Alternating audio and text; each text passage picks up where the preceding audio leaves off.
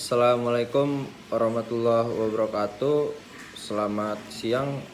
Izin memperkenalkan diri, saya Ahmad Revaldi Faiza Alamsyah dengan NPM 20540710414 dari Teknik Pertanian kelas B angkatan 2020. Ya, jadi di sini saya ingin mempresentasikan materi tentang motor bakar bensin 4 tak. Ya, sebelumnya jangan lupa di share, like, and subscribe. Karena subscribe itu gratis, bro. Mantap. Oke, langsung saja saya jelaskan mengenai mekanisme kerja dari engine pada sepeda motor yang kita semua pakai. Jadi sepeda motor yang kita pakai itu bisa bergerak karena ada motor di dalamnya yang berfungsi sebagai penggerak. Jenis motor yang dipakai adalah motor bensin. Terus kira-kira apa ya yang dimaksud dengan motor bensin? Motor bensin merupakan motor pembakaran dalam jenis torak yang hasil pembakarannya berasal dari loncatan bunga api listrik yang terjadi di dalam ruang bakar dan pembakaran campuran udara dengan bahan bakar dengan perbandingan kompresi tertentu. Prinsip kerja motor bensin ini adalah bekerja dengan memanfaatkan energi thermal dari proses pembakaran di mana gas hasil pembakarannya digunakan sebagai fluida kerja langsung. Jadi di dalam proses kerja engine, tepatnya ketika terjadi pembakaran, hasil dari pembakaran ini berupa gas sisa pembakaran dengan tekanan yang sangat tinggi. Tekanan ini yang kemudian mendorong piston untuk bergerak dari TMA ke TMB. Dan gerakan translasi piston diubah menjadi gerak rotasi pada poros engkol yang kemudian disalurkan ke kopling kemudian transmisi sampai ke roda. Jadi pada motor bensin fluida kerjanya adalah fluida kerja langsung di mana gas hasil pembakarannya dapat langsung menggerakkan mekanisme tanpa harus dipindahkan ke media lain terlebih dahulu. Dan ini merupakan langkah dari motor bensin 4 tak. Kenapa dinamakan motor bensin 4 tak? Pada motor bensin 4 tak, setiap siklus kerjanya diselesaikan dalam 4 kali langkah torak, 2 putaran poros engkol, dan 1 kali putaran camshaft. Jadi yang dimaksud 4 kali langkah torak itu yang terdiri dari 1 langkah hisap, yang kedua langkah kompresi, yang ketiga langkah usaha, dan keempat adalah langkah buang. Langkah isap. Piston bergerak dari TMA ke TMB, katup isap terbuka dan katup buang tertutup. Pergerakan piston dari TMA ke TMB menyebabkan ruang silinder menjadi vakum.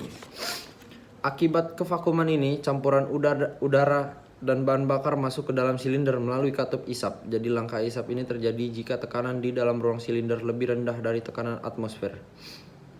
Piston bisa bergerak dari TMA ke TMB dikarenakan ada gaya awal yang diberikan oleh motor starter ketika dinyalakan atau momentum dari flywheel ketika mesin telah hidup.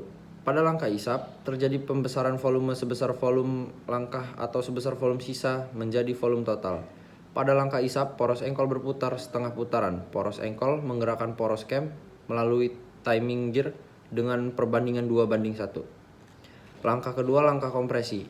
Langkah kompresi, piston bergerak dari TMB ke TMA, kedua katup tertutup, campuran udara dan bahan bakar dikompresikan karena dimampatkan, maka terjadi perubahan volume yang membuat tekanan dan temperaturnya menjadi naik sehingga campuran udara dan bahan bakar menjadi mudah sekali terbakar sampai diakhiri langkah kompresi, busi memercikan bunga api dan terjadilah pembakaran. Yang ketiga, langkah usaha.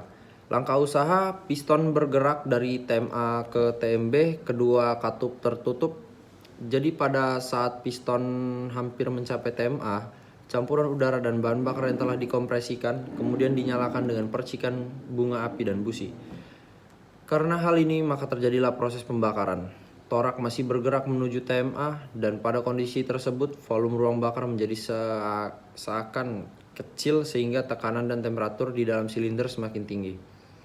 Ketika piston mencapai TMA, maka terjadilah pembakaran. Gas sisa pembakaran mampu mendorong piston untuk bergerak kembali dari TMA ke TMB. Pada langkah usaha ini, poros engkol bergerak setengah putaran. Yang terakhir adalah langkah buang. Langkah buang, piston bergerak dari TMB ke TMA, katup isap tertutup dan katup buang sudah terbuka. Gerakan piston dari TMB ke TMA ini menyebabkan gas sisa pembakaran terdorong keluar dari ruang silinder sehingga terjadi pengecilan volume dan pengurangan tekanan. Pada langkah ini poros engkol berputar setengah putaran. Dan selanjutnya ada 2 putaran engkol. Jadi bagian ini ya dinamakan poros engkol. Jadi setiap 1 kali putaran poros engkol itu melakukan 2 langkah torak sekaligus putaran poros engkol yang pertama. Melakukan langkah isap dan langkah kompresi, dan putaran poros engkol yang kedua itu melakukan langkah usaha dan langkah buang.